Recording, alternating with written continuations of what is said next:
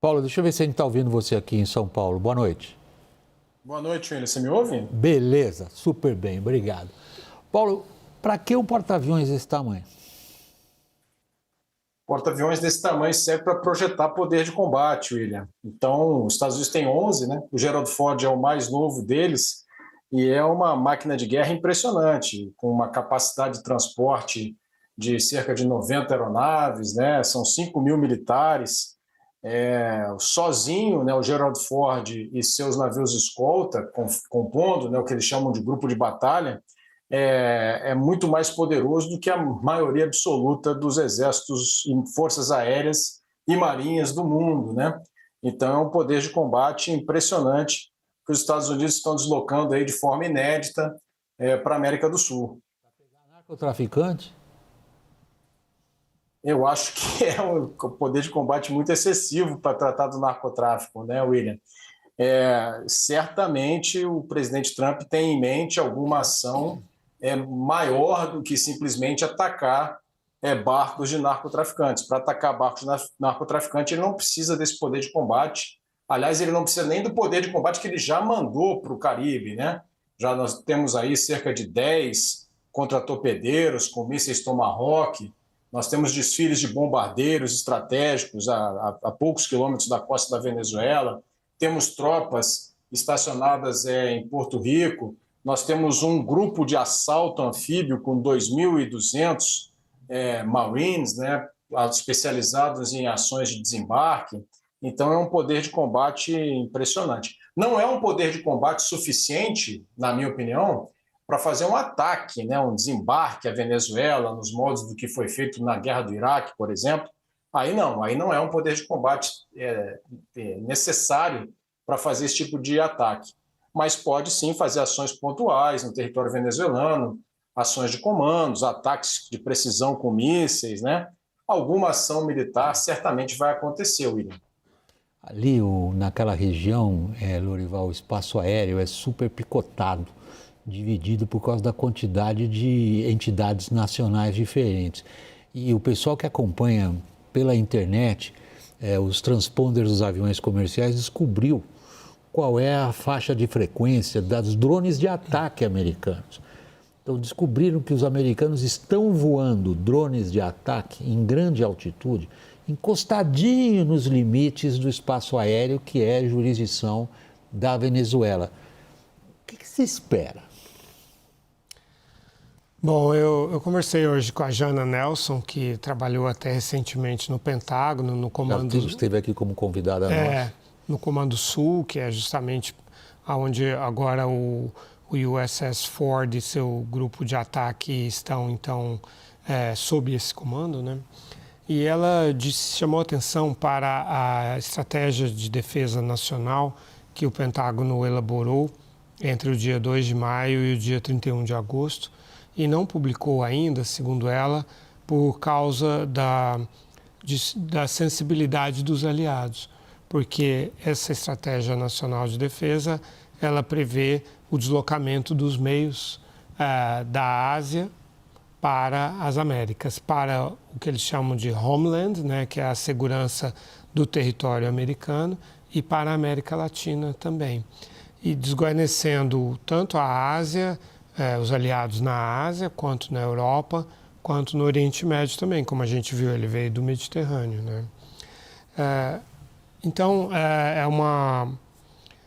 para colocar em prática essa estratégia nacional de defesa, precisa ter essa concentração de meios aqui, né, na região. E é uma força que, agora sou eu que estou dizendo, né, e completando e em cima do que o Paulo diz, né, quer dizer, ela é grande demais para combater o narcotráfico, porque o narcotráfico se combate com a guarda costeira, com lanchas que abordam essas pequenas embarcações para ver o conteúdo delas, interrogar a tripulação, se for o caso, deter e confiscar o material e investigar toda essa complexa cadeia que vai desde a produção até a distribuição da droga. É assim que você desmantela o narcotráfico. E, por outro lado, é grande, não é suficiente para derrubar o regime venezuelano. Então, ela é pequena, ela é grande demais para uma coisa e pequena demais para outro. Então, é uma mera projeção de poder e um entretenimento, né, para o cidadão médio americano que vibra, né? Pô, finalmente nós temos um presidente que está trazendo esses meios para nos defender e não para defender outros países distantes. Agora, pessoas que entendem do assunto, como Gregory Meeks, que é o líder da bancada republicana na Comissão de Relações Exteriores da Câmara dos Deputados, teve uma reunião junto com outros deputados com o Marco Rubio, secretário de Estado e Conselheiro de Segurança Nacional, e o Pete Hegseth, secretário da Guerra, né? E ele saiu dizendo assim, olha, eu não estou convencido da legalidade desses bombardeios a essas embarcações e eles não apresentaram como é que eles descobrem que essas embarcações estão relacionadas realmente ao narcotráfico. Paulo, depois, seguindo a linha do que o Lorival estava dizendo, nós seríamos obrigados, então, a enxergar ou a interpretar esse deslocamento de dispositivo militar de tal magnitude americano para aquela região, não como um ensaio para derrubar o Maduro imediatamente, se bem que se ele caísse os americanos aplaudiriam, como efeito colateral, mas como uma mudança de como que os americanos entendem que é melhor o emprego da sua grande capacidade de projeção de poder militar em escala planetária? Pois é, William, está todo mundo esperando a nova National Security Strategy, que o Lorival fez referência, né, para tentar entender para onde que vai os Estados Unidos, né? Até 2017, a prioridade dos Estados Unidos era a guerra ao terror. Justamente nesse documento, na National Security Strategy de 2017, é que os Estados Unidos traçam, né, os 4 inimigos, China, Rússia, Irã e Coreia do Norte, né? E o presidente Trump, e isso está vigorando até hoje, né? Ela foi revista em 2022, mas isso não foi alterado.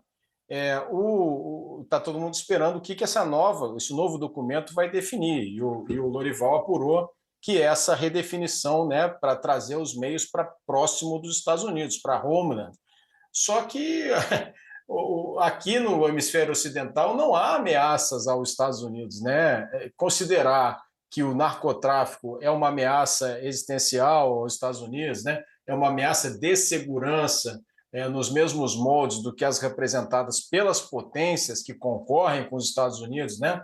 Pelo controle dessa nova ordem internacional pós-hegemonia americana, né? Pós esse momento unipolar americano, na minha opinião, é um contrassenso imaginar que você precisa, por exemplo, trazer o Gerald Ford, toda essa quantidade de meios para o Caribe. Não tem nenhuma razão de ser.